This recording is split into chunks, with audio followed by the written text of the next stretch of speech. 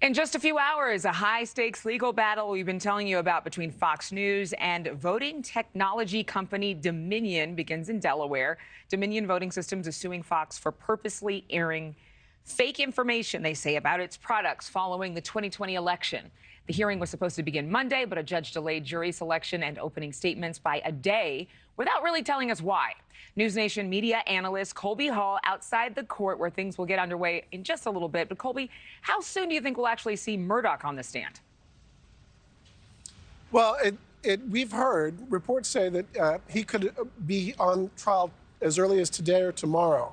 I think the idea is that he is sort of the 800-pound gorilla, the most senior guy, and he gets the priority. Now, his testimony will be really revealing because he obviously is no dummy. He's a really sharp guy who's built the biggest media empire under one single guy that's out there.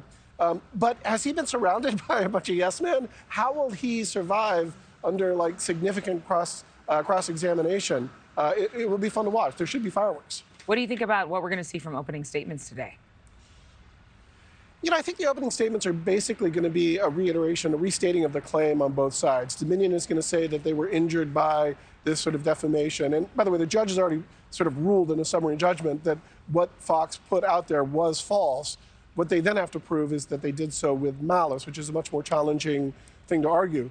Fox News lawyers, I believe, are going to say that, look, this is First Amendment rights. The First Amendment is very clear that they have, you know, the ability to say whatever, that also that, you know, these were individuals that were newsworthy, although the judge has said that just because they're covering lies said by someone that's newsworthy, you know, they can't just sort of report lies as fact. So, you know, I think we're going to restate the claim. I think Fox News is heading into this with their tail between their legs because the week leading up to this has been a very bad week for them with this a judge who's not sort of really putting up with their lawyers' shenanigans. Yeah, well, it's definitely bad PR. What about Fox's most famous hosts? I mean, they have to be super prepared in terms of testifying. Do you know how soon we'll hear from them?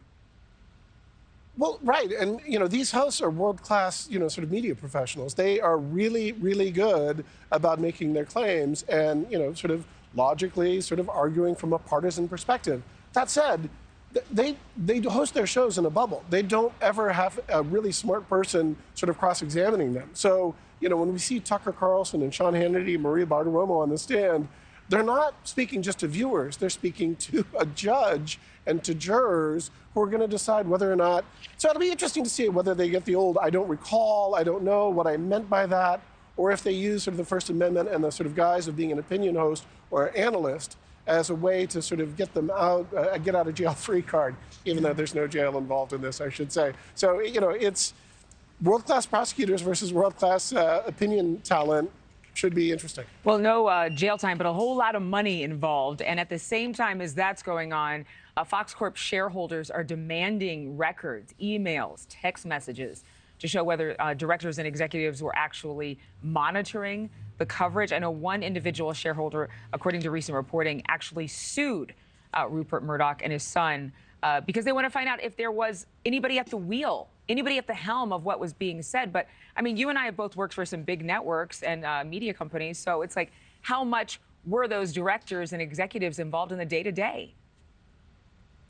Well, Rupert Murdoch was revealed to be an officer for Fox News and Fox Corp. So, and, you know, he's been portrayed as a guy that's been sort of out of the loop. But the fact that he's both an officer for Fox Corp and Fox News means that Dominion can go to deeper pockets, which Fox Corp has. The other big money thing is that, and part of the reason why there's no sort of, I think there's a lack of settlement happening now at this point, is that another voting system, Smartmatic, has another lawsuit that's very similar to this, in which they're asking for $2.7 billion.